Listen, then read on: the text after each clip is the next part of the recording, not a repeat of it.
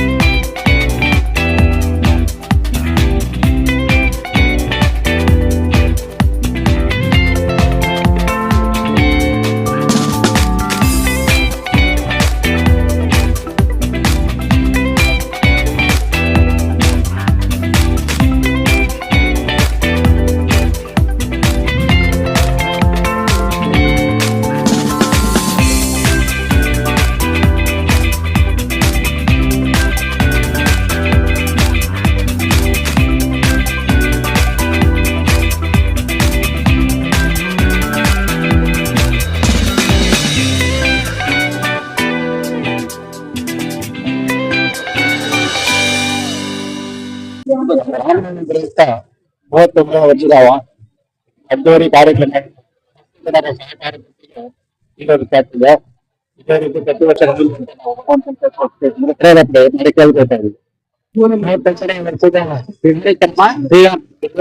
ಬಹಳ ಅದ್ದೂರಿಯಿಂದ ಕಾರ್ಯಕ್ರಮ ನಡೆಸ್ಕೊಂಡು ಬರ್ತಾ ಇದ್ದಾರೆ. ಈ ಸರೌಂಡಿಂಗ್ ಬಂದು ಪ್ರಸಾದ ಸ್ವೀಕರಿಸಿ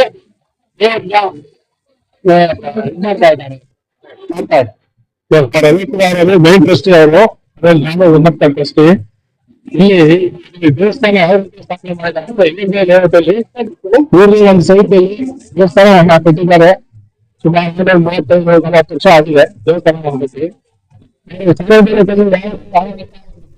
ತಗೊಳ್ತೇವೆ ನಮ್ಮ ಸ್ವಂತ ದುಡ್ಡಿನಲ್ಲಿ ಮತ್ತೆ ಸಾರ್ವಜನಿಕರ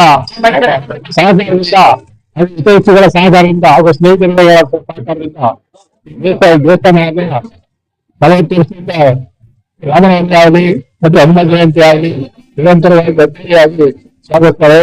ಈ ಸುತ್ತಮುತ್ತ ಇರ್ತಕ್ಕಂಥ ಎಲ್ಲ ಭಕ್ತಾದಿಗಳಿಗೆ ದೇವಸ್ಥಾನವನ್ನು ಮಾದರಿ ದೇವಸ್ಥಾನ ಆಗಿದೆ.